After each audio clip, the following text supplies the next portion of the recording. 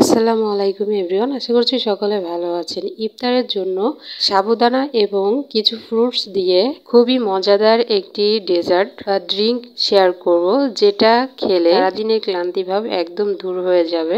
আর এটা অনেক বেশি মজা এবং খুবই রিফ্রেশিং একটি খাবার।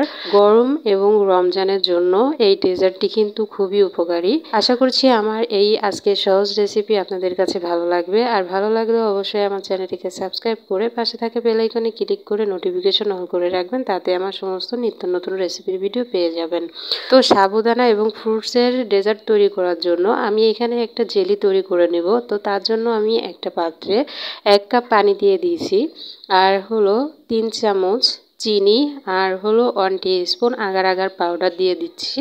আগার আগার পাউডারটা যে কোনো লিকুইড জিনিসকে জমাট বাঁধতে সাহায্য করে। এই সমস্ত উপকরণ খুব ভালো করে মিশিয়ে নিয়ে তারপর দিয়ে দিব সামান্য একটু ফুড কালার।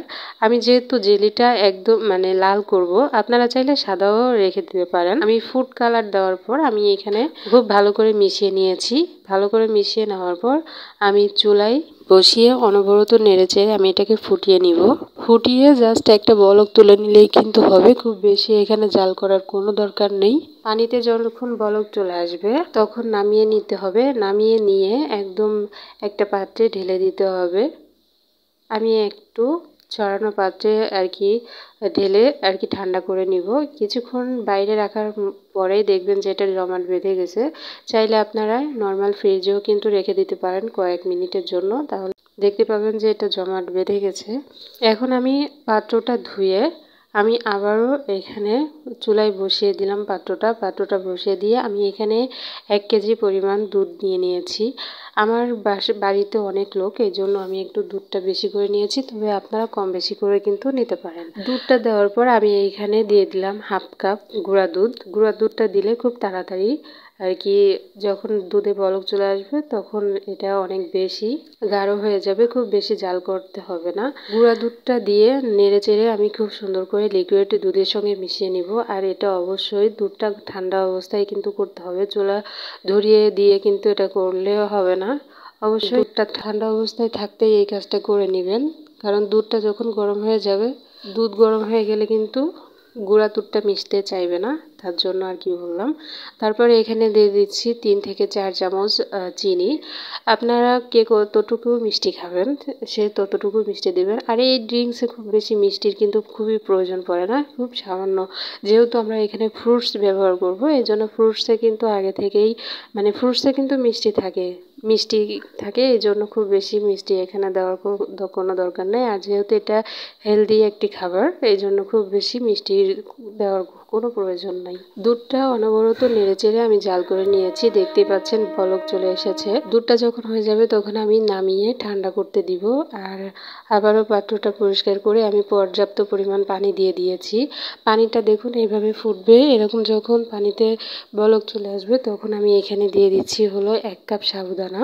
তবে আমি যতটুকু পানি দিয়েছিলাম এতটুকু হয়নি, আমার আরও অফ ক্যামেরায় পানি দিতে হয়েছিল সাবুদানা সিদ্ধ হওয়ার জন্য।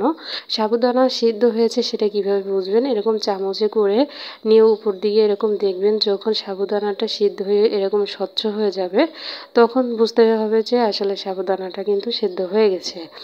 তো দেখতে পাচ্ছেন সাবুদানাটা আমার সিদ্ধ হয়ে গেছে, আমি সিদ্ধ করে নিয়েছি। এখন একটা পাত্রের মধ্যে ঢেলে সেঁকে নিতে হবে। আর এখানে ঠান্ডা পানি দিয়ে সাবুদানাগুলোকে ধুয়ে নিতে হবে, যাতে গরম ভাবটা চলে যায় তার জন্য। তো আমি এখানে নর্মাল পানি দিয়ে সাবুদানাটা ধুয়ে নিচ্ছি। আর ধুয়ে নেওয়ার পর অবশ্যই একটু রেখে দিতে হবে, যাতে ভিতরে যে পানিগুলো আছে সেগুলো যাতে বের হয়ে যায় এবং সাবুদানাগুলো যেন খুবই ঝরঝরে হয়, এই জন্য। তো দেখতে পাচ্ছেন আমি সাবুদানাগুলো নর্মাল পানি দিয়ে খুব সুন্দরভাবে ধুয়ে নিয়েছি। তারপরে দেখতে পাচ্ছেন আমি এখানে জেলি নিয়ে নিয়েছি, আর জেলিটা কিন্তু সেট হয়ে গেছে। দেখতে পাচ্ছেন জেলিটা সেট হয়ে গেছে। এখন আমি একটা ছুরির সাহায্যে কেটে নিচ্ছি ছোট ছোট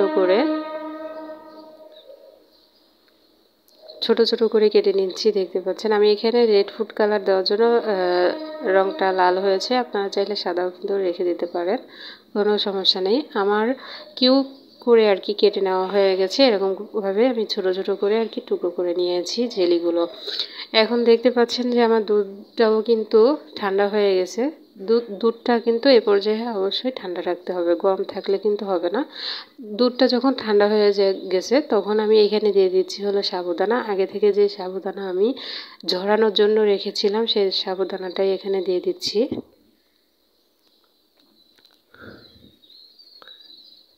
এখানে সাবুদানাটা অবশ্যই মানে পানিটাকে আর কি বের করে নিতে হবে ছাঁকনির সাহায্যে ছেঁকে নিয়ে। তারপরে দেখতে পাচ্ছেন যে মানে সাবুদানা কিন্তু অনেকটাই ঝরঝরে হয়ে গেছে। এই পর্যায়ে কিন্তু অনেকটাই হেলদি মনে হচ্ছে, অনেক বেশি লোভনীয় মনে হচ্ছে। তো দেখতে পাচ্ছেন এরকম যদি সাবুদানার মধ্যে দলা দলা থেকে যায় তাহলে হাত দিয়ে অথবা চামচ দিয়ে একটু চাপ দিলেই কিন্তু সাবুদানার যে দলাগুলো আছে সেটা কিন্তু ভেঙে যাবে।